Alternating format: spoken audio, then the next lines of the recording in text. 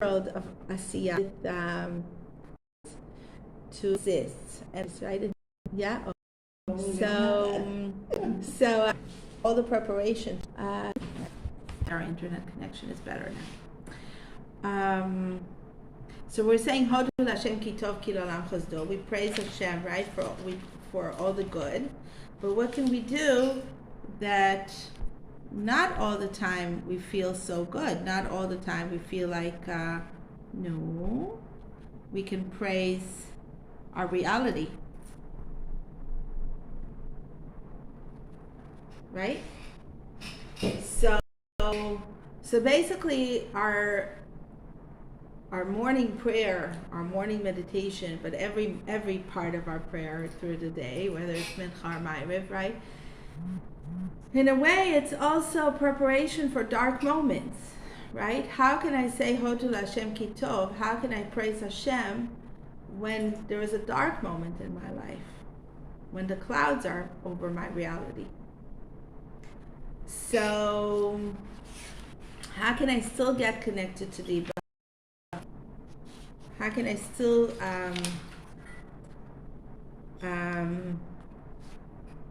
envision what's good in this darkness, right? Because if you think about it, like what's people's debate in the world? What kind of is there a God? What kind of a God there, or what kind of a good God is he that a certain bad reality can happen in the world? So we try not to dance in that dance. We try to dance in the dance, not that there is, God forbid, two gods, but there's only one God, and it's all good, and we just don't see the goodness in it. That's our philosophy. And now that we're in Elul, preparing for Rosh Hashanah, so we say the king is in the field, and then on Rosh Hashanah, what do? We're crowning Hashem again. What does it mean that we crown Hashem again? We crown our philosophy again. We recrown, what is my philosophy? What do I really believe in, right? Do I believe, God forbid, in duality? Or do I believe in a singular Hashem, in only one reality that controls the world? And everything good derives from that, even if for now it seems like it's not so good. And how do I reach that? So I'll start with last week, Parshat Shoftim. First of all, I uncrowned all of my senses, right? And I basically admitted or reawakened my consciousness. Hello. Reawakened my consciousness. Hi, sweetie. That I perceive my reality.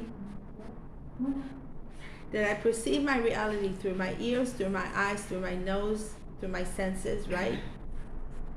And I choose what I hear. I choose what I put in my mouth. I choose what I take out of my mouth. I choose what I put in my ears. And I choose what I put into my eyes.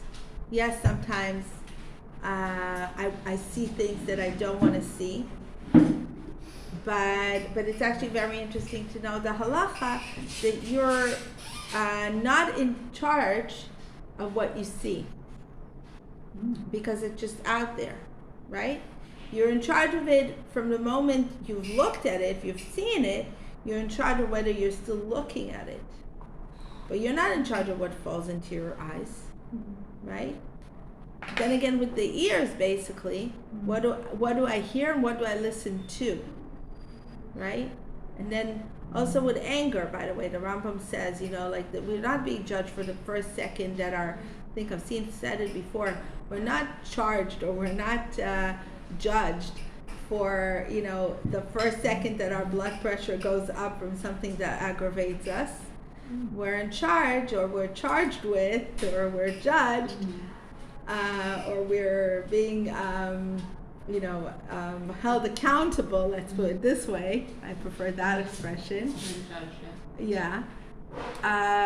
For how I dealt with it after it. Okay, it aggravates me and I can burst, or I can act like a civil human being still, right? It's funny, I had a similar conversation with my sister, the other day. She told me last time, even though it's been a while since Corona, that last time she saw me, I was in her house, felt like I was calm with my kids, and I'm like, not everything up here is calm. Just don't act on everything that comes into my mind. And she's like, how do you step, whatever. And we had a whole conversation about prayer and different prayers you could say, and different mantras. It's actually also interesting to see how people perceive us and how we perceive ourselves, right? Yeah. Also, someone told me yesterday, you're such a calm person.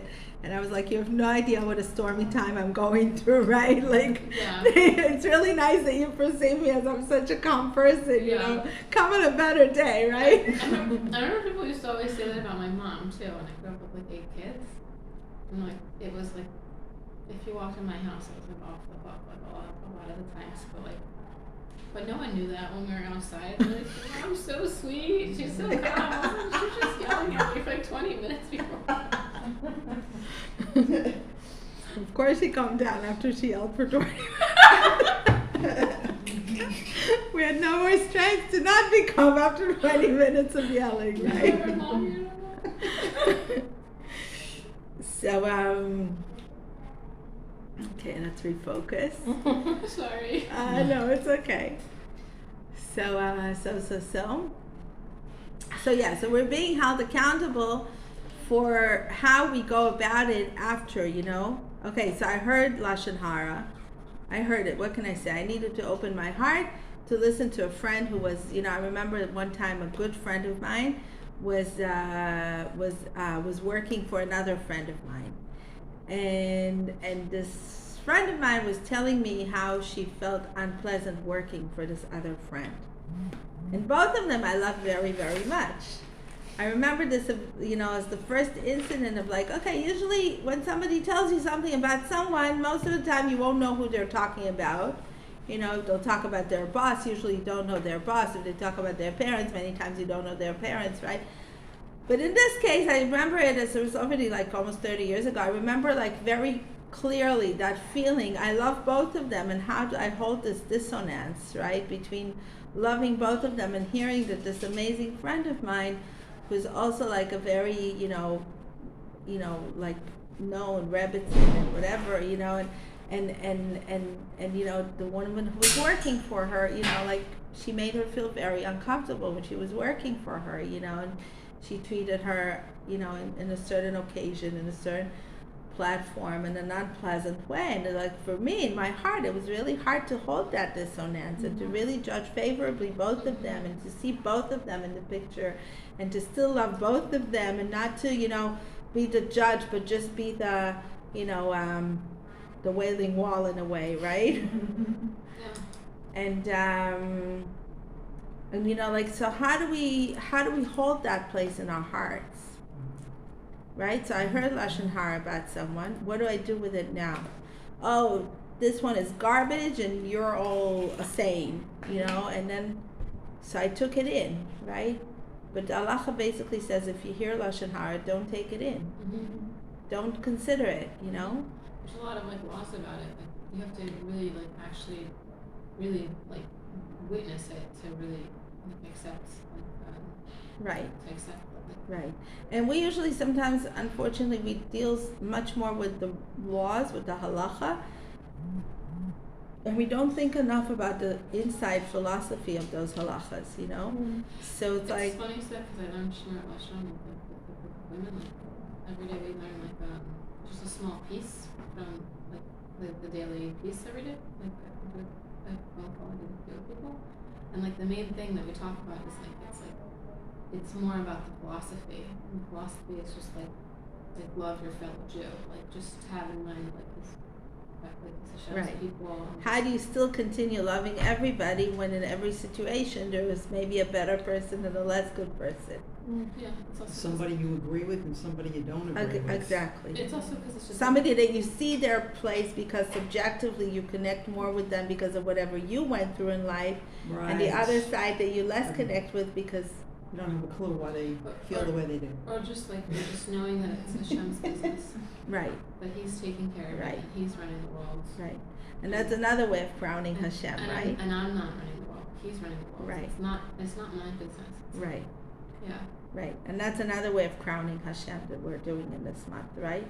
We're kind of like zeroing it all down again, which we also do every Shabbos, right? But on Rosh Hashanah we do it much more. On every Shabbos we kind of zero the world, put it back to balance, right? Start all over again. But Rosh Hashanah we do it big time, right? We're starting all over again. So it really has to do with a lot. So we start with saying Shoftim.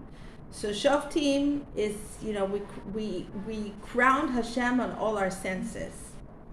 We're saying whatever I heard, I want to make good of it. Whatever I saw, I want to make good of it. Whatever I smelled, I want to make good of it. But smell is not only smell is also ruach. Ruach is also spirit. So I want to revive my spirit to be connected to Hashem. We do it through our physical sense of smelling because reach and ruach is the same thing. But like smell and spirit, this is almost the same thing in the same showish, same source in Hebrew. But through the physical sense of smelling on Motzei Shabbos, we actually remind ourselves that we want to revive our spirit and be connected from the spirit, not only from the conscious, not only from the thinking mind, but from this deep inside, way of really feeling the tree of life, not just the tree of knowledge, but being in the tree of life.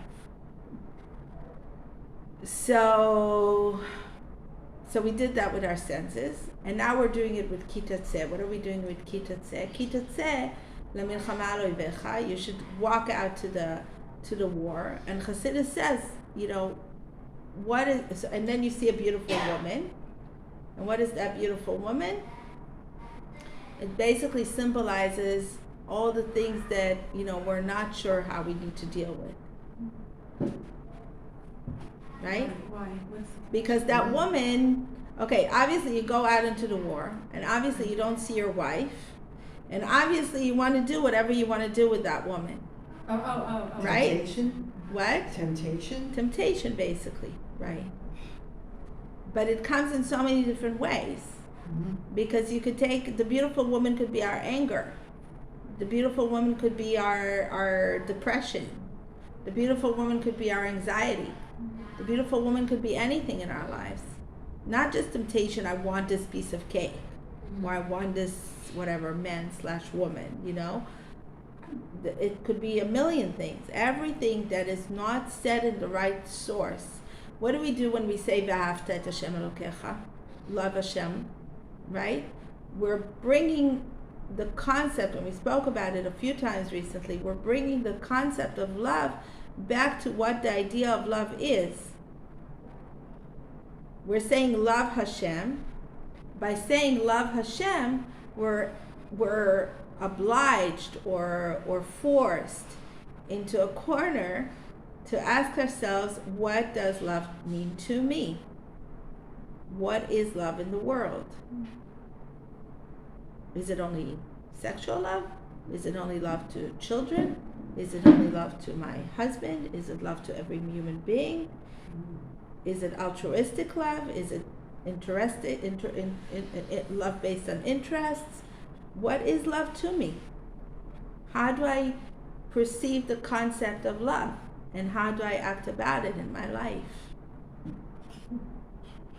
So the beautiful woman symbolizes everything that we're not sure how to put it back in its place, how to use it in a proper, holy way, in a way. And then next week we'll have Ki Tavo, which is Ki Tavo el haaretz, come to the land. And we always say, what is the land? And we always say the land is the land uh, of this land of serenity in our hearts, of peace. Rav Nachman talks about it a lot. We're coming to Israel, but before we come to Israel, we actually come to Canaan land. And what's Canaan? Canaan comes from the words kni'ah, to surrender. So we need to come from this place of surrender in order to conquer the land of Israel. And honesty is kana. Honesty is kenuch. It's a different thing. It's not the same show. No, not the same thing. Yeah. So we need to basically first surrender. And what's Yisrael? Yisrael is Yashar El, is straight with Hashem. So in order to be straight with Hashem and refix our hearts and rebalance our hearts, we need to first of all to surrender. Surrender what? Surrender, kind of like come to Hashem and say, whatever you'll tell me, I'll accept it. Just like really come to this place of prayer, of like really, really deep place of acceptance, that whatever, that like opening up my heart, that whatever, like, that when I know it's the truth, I'll surrender to it. I won't argue with it. So you have to know it's the truth. You know it's the truth because you know how it is when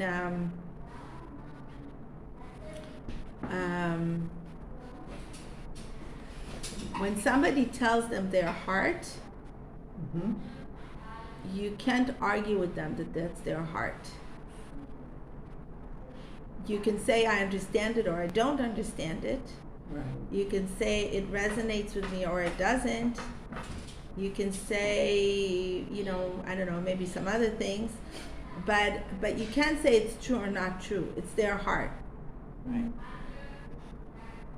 And in a way, when you come to this deep place of real prayer, there is a moment in life when you know this is the truth. What? The words That of the something prayer? shines in your heart.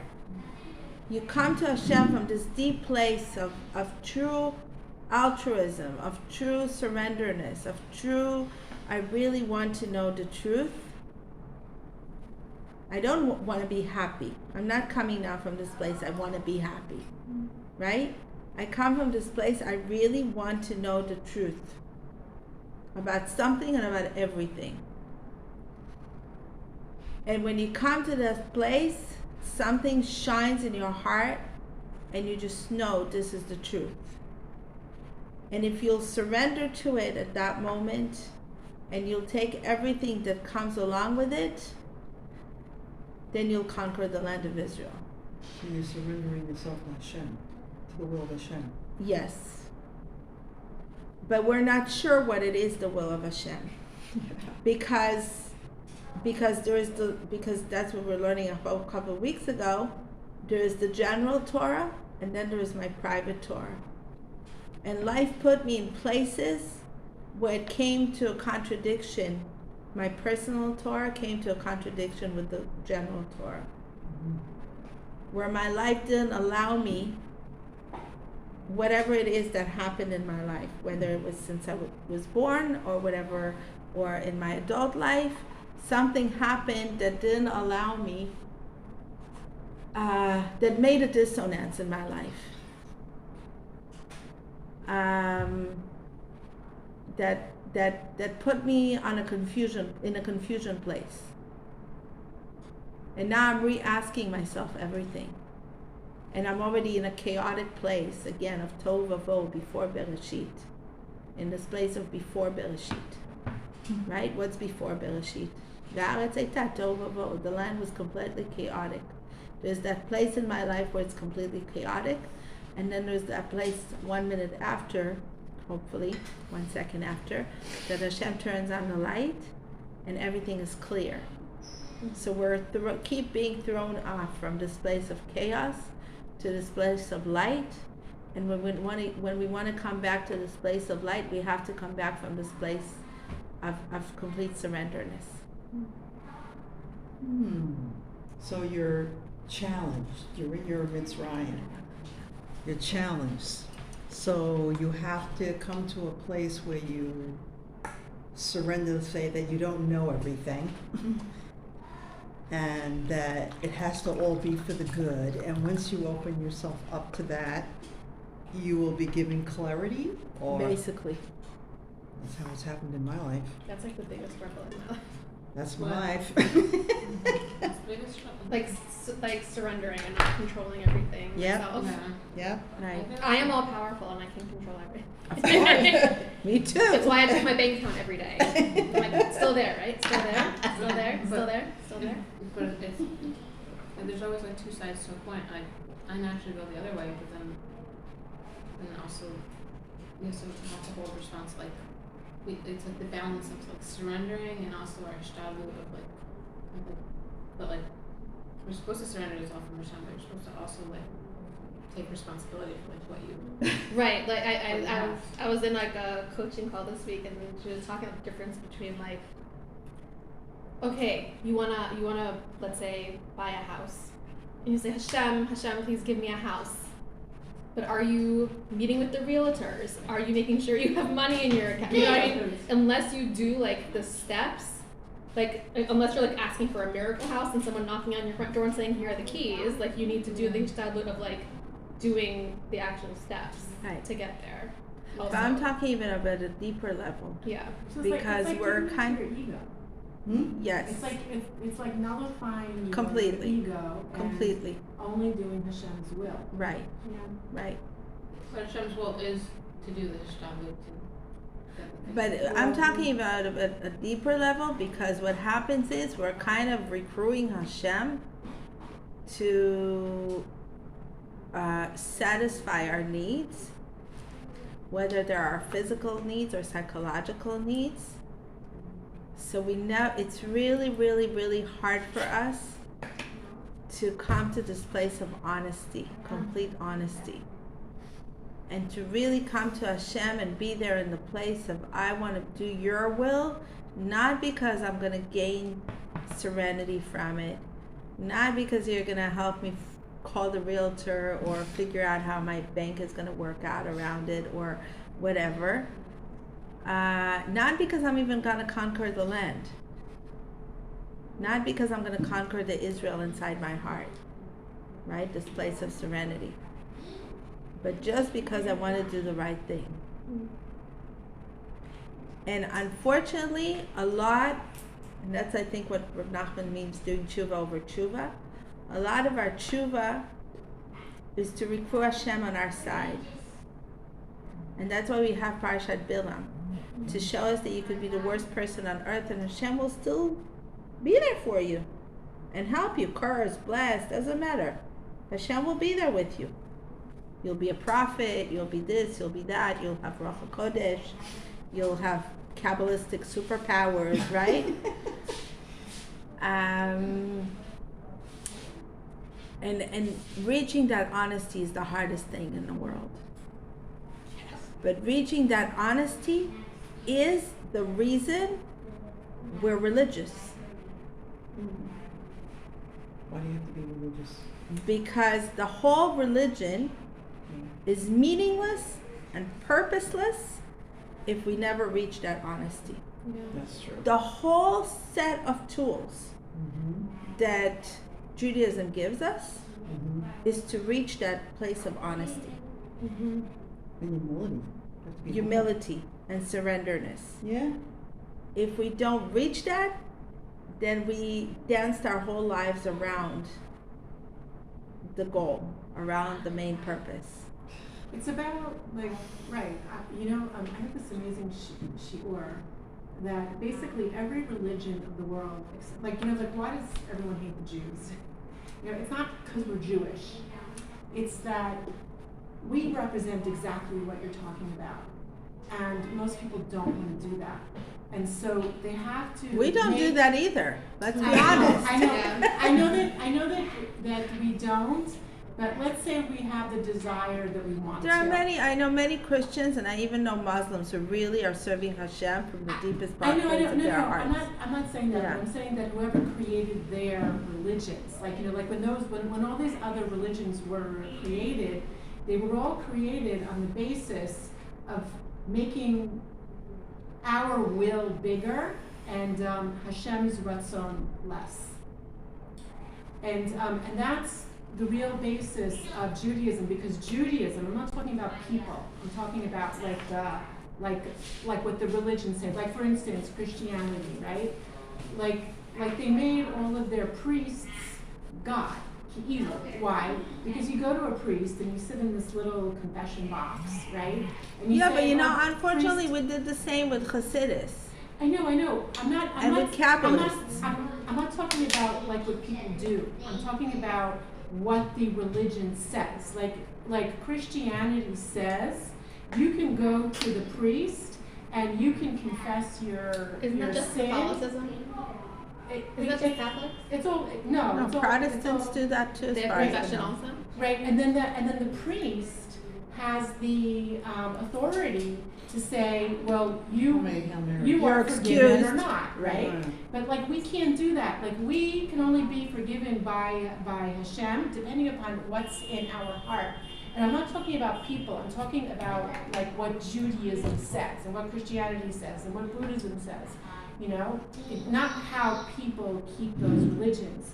And so that's one of the bases for anti-Semitism, because we're talking, like, Judaism talks about conscience, you know, and like the other religions don't, because, like, for instance, Christianity, right? So like you can, like, the priest can excuse you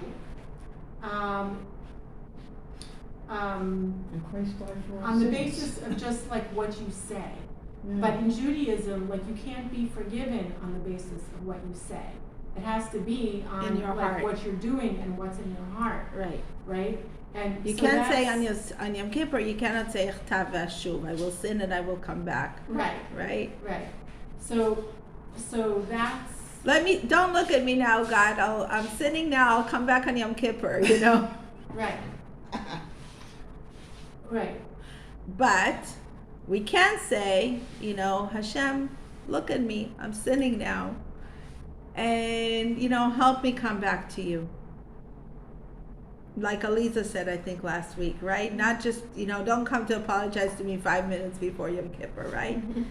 But the question is, do I have a live, you know, vital relationship with Hashem, even when I'm sinning?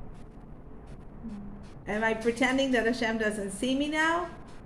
Or am I still having a relationship with Hashem even when I'm doing something wrong? And I'm saying, Hashem, I know I'm doing something wrong now, but you also know why I'm doing this wrong. You know how I got here. And let me come back and let me straighten myself out. And not lie to myself.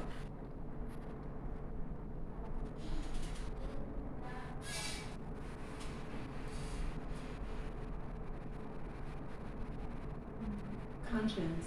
That's what Hitler said in Mein Kampf. That he had to get rid of the Jews because the Jews are the conscience of the world. Really? Yeah, that, and the other reason was the Brit Milah, that we like destroy the body. We're the conscience of the world. Yeah, we're the conscience of the world. Well, Judaism is the conscience of the world. You know, we try to do Yisrael. like what you're teaching us now. You know. Yisrael, Yashar El. Mhm. To be straight with Hashem. To straighten out our hearts, to straighten out our consciousness. Yeah, like Hitler understood Judaism really well. Better than I guess like a lot of Jews even. I don't know if he understood Judaism. I think he understood that, you know, like, that's what when I was a little kid, and, you know, like a little kid, a young teenager, you know, I told you I wrote this paper about the Holocaust. I interviewed like dozens of Holocaust survivors. And like I always thought to myself, you know, like I always had a pity to Hitler and the Nazis in my heart. that Hashem put them on that side of the world. You know, I had a lot of arguments with that, about it throughout the years with people, and like people completely, you know, couldn't take it. But then I heard the Kalavar Rebbe one day, I don't know, some years ago, not that many years ago. He said the Holocaust could have been worse. He said, they asked him, like, how could it have been worse, right? And the Kalavar, he was in the Holocaust. He was a young man at the age of 17, I think, or something. They made him scrub the floors with, like, the sidewalks with this toxic acidy something. And it completely burned his fingers, you know? And then I don't even want to, like, you know, talk about, like, what happened to him, but, like, he didn't have his beard grow because of something that they did to him. And like he was really, you know, like he was so full of torture and pain, you know. And then they asked him, how could have the Holocaust been worse? He said, if we would have been the victimizer and not the victim, the predator and not the victim. And then I realized, you know, like my intuitive feeling was, you know, was not completely out of, you know, out of space or whatever, you know, that like in the end, you know, like, and then it comes back to the question of people, you know, like how, you know, if your God is so good, how does he bring a Hitler into the world, right? Or how does he bring any kind of evil into the world, right? And then comes the question to me personally, you know, and it's actually in our parsha too. Do I really believe in this Hashem that is in charge of good and bad in the world? Not only of the good. Yeah. What kind of love is it if I love you only when you do good? The question is, can I still love you? Shlomo used to say it about marriage all the time, right? The question is how much you love each other, not when you love each other. How much you love each other when you hate each other. And in the parsha it says, Atay Malta, right? How does it say? If you have chumash here, like you have basically identified us, you have put us on a pedestal, and we put you on a pedestal, right? It's just like marriage, right? When we fall in love, we put each other on a pedestal. The next day we find out things about each other, and then I know what you're talking about. right? And then the question is, can you still, you know, look at each other with favorable outlook, and still spot out those good things in each other? And that's the question with crowning Hashem this month and on Rosh Hashanah. What kind of a relationship do I have with Hashem? When I say Hashem, it's also what kind of a relationship do I have with the reality of the world, with human beings? Do I lose faith in human beings? Never mind. Do I lose faith in reality? Do I lose faith in human beings? Because if I lose faith in reality and I lose faith in human beings, then in a way I lost faith in Hashem. And I don't like to admit it. It's the hardest thing to admit. Yeah. But we gotta crown Hashem on that level of saying, Hashem, you know it all. And we gotta crown our philosophy as the leading philosophy of our lives. That we don't get spread out all the time. That our philosophy is not liquidy, right? It's very solid. It's very, I know what my philosophy is. I know that I come out and bring out the light from every darkness. I know that I believe that in every darkness there's a spot of light. I know that Hashem is within everything. And this is the whole idea of Shema Yisrael Hashem Elokeinu Hashem Echad. It's not about arguing whether there's more gods in the world and whether it's my God or your God. It's about how much the only thing that's important to me in life is Hashem. How much is the only thing that's important to me is what Hashem wants of me. And how much do I really want to crown this philosophy into my life? To make it the leading thing, the leading light, the matzpen, how do you say, the compass? Yeah. Yeah? The compass of my life. En devar she'omed b'fnei ratzon. It's a matter of What is the making ratzon? a choice. What is the ratzon? What do I want? Right, exactly. Right? Exactly. So it's like, and don't deceive myself with just wanting, okay, Hashem, I'll do this, I'll daven 3 times a day, or I'll do this school or that school, or I'll keep Shabbos, or I'll take upon myself something else because then, my bank manager will do this, or I'll finally buy that house, or whatever it is, right, that I want in life. Because that's a very low level of serving Hashem. We want to serve Hashem on the steepest level of really, really finding the truth inside ourselves. Asking myself all the time, what am I believing in, and why am I believing in it? Yeah. Am I deceiving myself? Okay, so let's say that you do want something specific, right? Tough. Yeah, tough, right? So, something that's good, and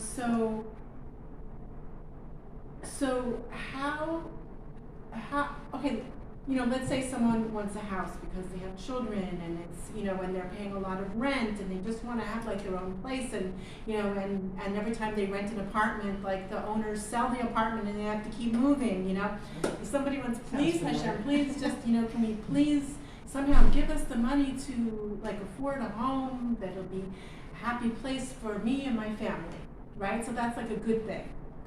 So how would you recommend, that we Approach that with like what you're saying now? First of all, I don't know. I don't know. I don't know if what I'm going to say is going to actually allow you to achieve your practical goal. Right. But for me, in my life, the practical goal is important, but not as important as my spiritual search along the way to my practical goals in life. Mm-hmm. Right, so then you could say like, Hashem, please, like if your will is that we have like this awesome home, this awesome happy home, then please make it happen, right, like, as soon as possible. Yes. Yeah. And also it's like, do I really ask it for my children, for example? Or are my children just an excuse? Right? Because I'm making myself so pretty. I'm not really asking for myself, I'm asking for my children. Yeah, who are you kidding? Mm-hmm. I don't know, maybe one person is really asking for themselves, for their children. One person is deceiving themselves to asking for their children, right? One person says, my house is going to be a house of chesed if you give me A, B, C, D, E, right? And then I asked myself, at some point I thought to myself, okay, I can wait 1,000,000 years until I have certain, budget to be a house of chesed, right?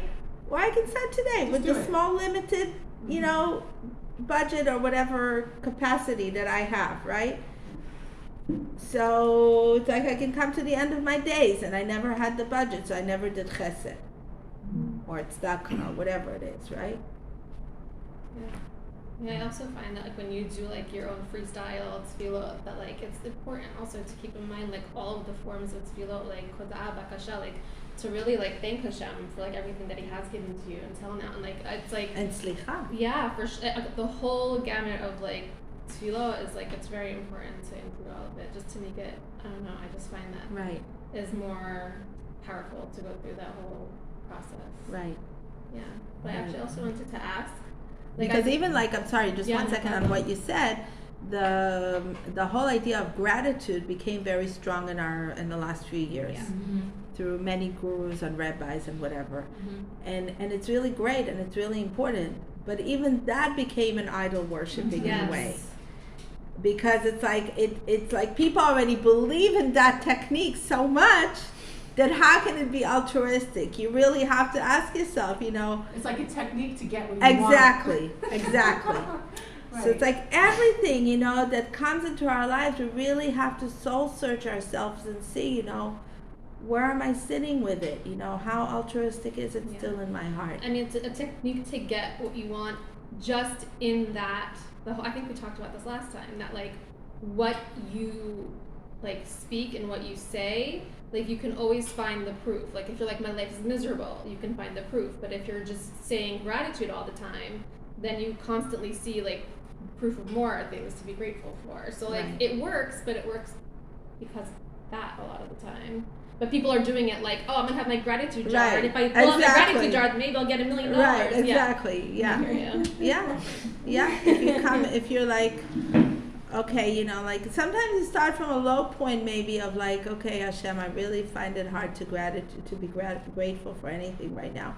But you know what? There is something to be grateful for. A, no, okay. B, C. Yeah. You know, like, and then you're like, and you find that place, like, and then you, like, you come from this place of saying to yourself, how ungrateful can I be? Okay, yes, I'm miserable about A, B, C, you know, but how ungrateful can I be? Because there is so many things to be grateful for, right? And then I put myself back into that place of altruism. Right. I mean, even if it's like I have running water in my house, like not everyone has that. You know? Absolutely. Today, like with what's going on in the world. Yes. Really. There are many places where people don't have running, you know. Just in Lebanon. Yeah, Jordan, Lebanon, yeah, and forget, you know, Yemen and other villages around the whole world. Yemen, like a toilet. My friends that live in Toccoa told me that they have like all summer they've had like Fish. Wow. Chashmal and Mayan. Wow. Why? The gush is terrible. Yeah. What? Gush etzion all the Chashmal time. means like a stopping, like a pause of like the water and electricity like every so often, and just like Yeah. we just don't have it. I mean, our electricity was on our building where we live right now. But my question was, Yes. you know how like when the whole, oh, but what about the Holocaust, like kind of question. So like right now, in terms of what we're talking about, and the perspective of like what you were talking about with like what real Judaism is and how we're like supposed to view things and like the emes and things like that. So like when like it seems like the world is falling apart, like Corona being ridiculous, Afghanistan, like all these insane things that are going on, like what is like the Torah view, I guess, of what we're supposed to be thinking right now? Because I feel like a lot of it we see in retrospect. A lot of it is like, oh, like the Holocaust was like, okay, so now we have like our own nation, and like we can see that now. But right now, things we just don't First see of all, I it. want to go back for a minute to, you know, what I was saying from the morning One Hodu. pull out a crystal ball. Yeah. My crystal ball. What is Hashem's will in all of this, please? Yes. No, but you know what it is? It's like, I want to say the word from Isaiah. Isaiah says,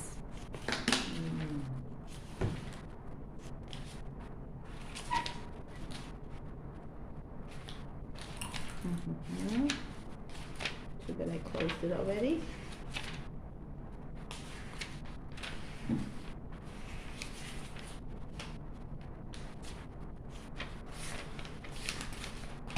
No. Here.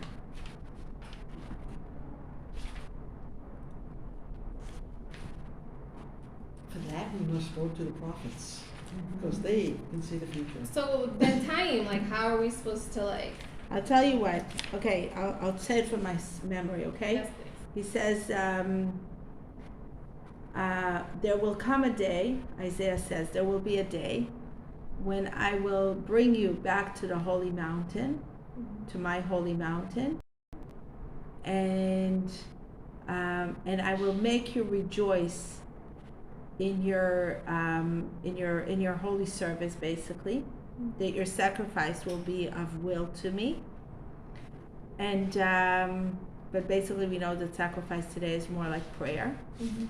And my house will be called the house of nations, the house of prayer for all nations, right? So basically, what does Isaiah say? You know, we know that when we talk in Chassidus about the Har Kodesh, the mountain of holiness, what we're saying is like Hashem is basically saying, I will lift you up. I will lift up your spirits. And I will let you see how it was all worth it. My Abba Alav Shalom. When he held my first son, It took him like it took me almost 6 years to have my first child. And when I was giving birth to when I was pregnant with my first child, I begged Hashem the whole time that my Abba should have the merit to, see his first grandson after 10 years in gulags and Russian communist concentration camps and another 4 years in Siberia, and he was already 74 years old and he was very sick. And I really begged Hashem that he should merit to see his first grandson. And my Abba merited to be the sandak at my oldest son's bris, and he left the world 2 days later. Wow. Yeah, it was like a big deal. So anyway, so when he was holding him and my son was crying at the bris, so my Abba said to him, "It's hard being Jewish, but it's all worth it." And my Abba had his bris not at the age of 8 days old. He had his bris at, I don't remember exactly what age, but at a much older age. Wow. So he knew what a bris is, you know what I mean?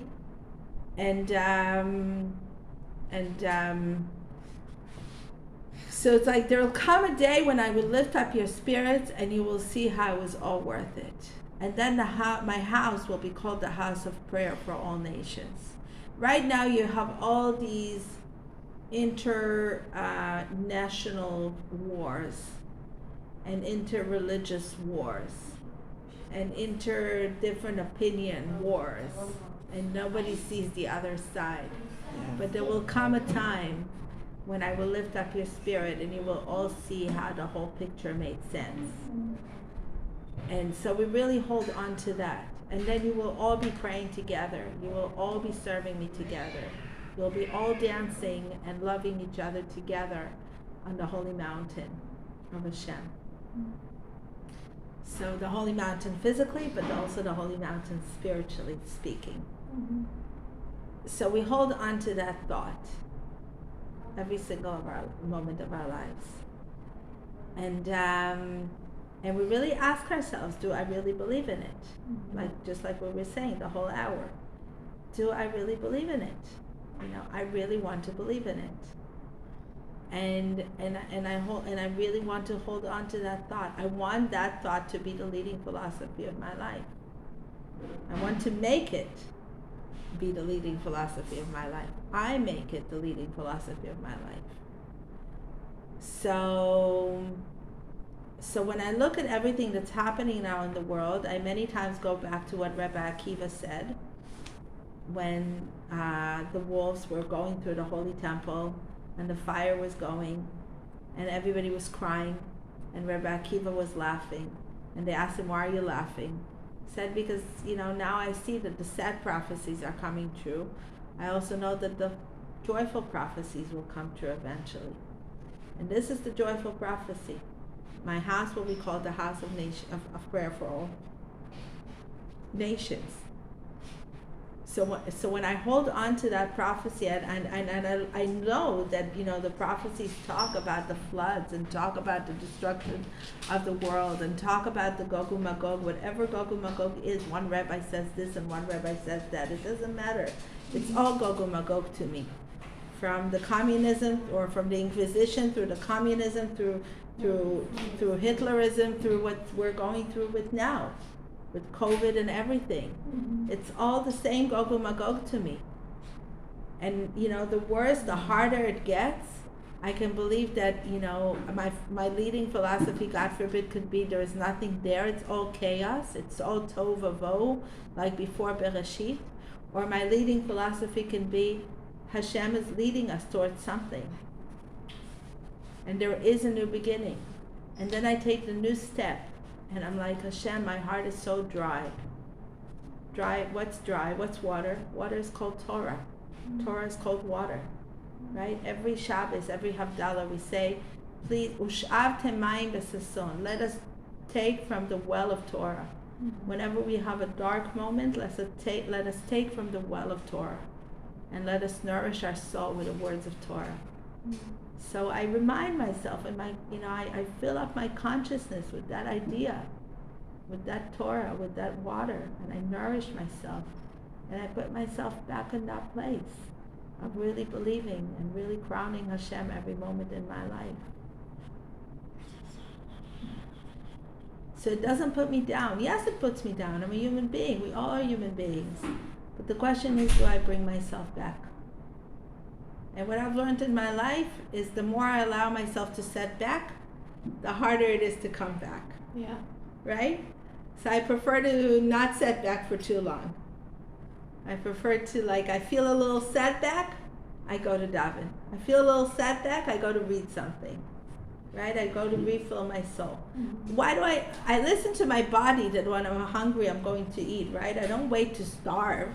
I don't wait to be half dead before I go to have a meal, right? Why do I need to feel spiritually so dry like I'm half dead before I go to fill up myself with some liquid of Torah, right? With some spirituality, some conscious reinforcement, right? So that's what we're doing this month. We're doing Tetze.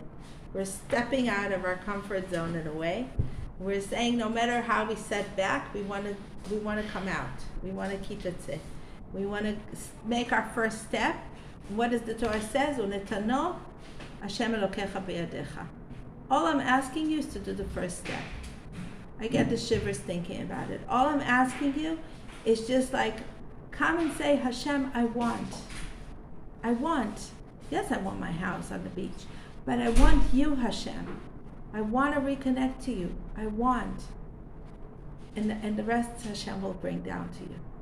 Just say it from a real, genuine place, you know. Hashem, I want to reconnect. I want to believe that my heart can be healed. I want to believe again in mankind. I want to believe again in my friends. I want to believe again in you. I want to believe again in the kindness of human beings. And in my power to be kinder, either kinder or kinder again, whatever it is that I went through in life, right? More compassionate, more. I want to believe that I still have that in me. And because I want to believe that I still have that in me, I want to believe that others still have that in them. So that's our Tetze. That's what we're doing this week.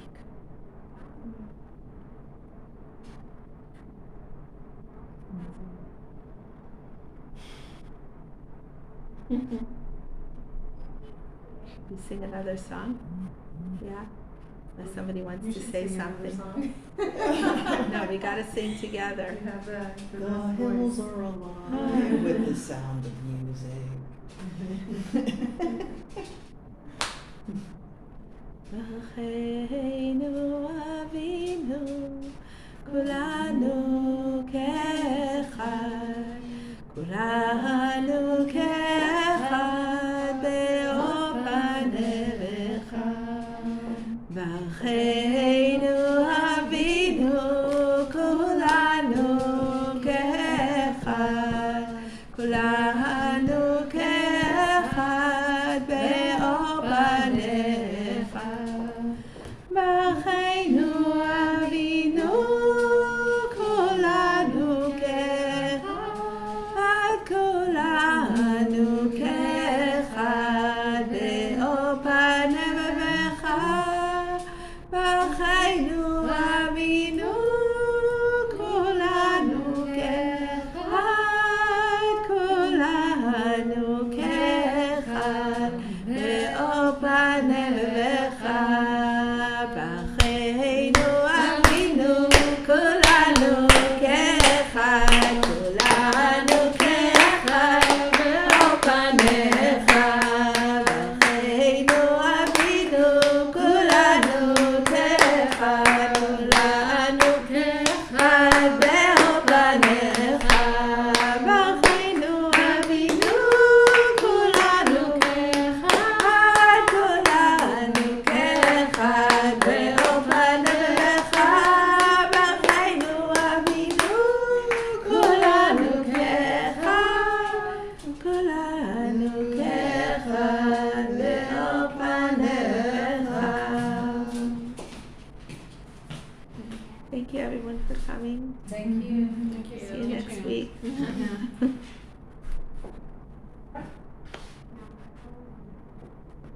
How's your hubby doing? Is he looking for other work or?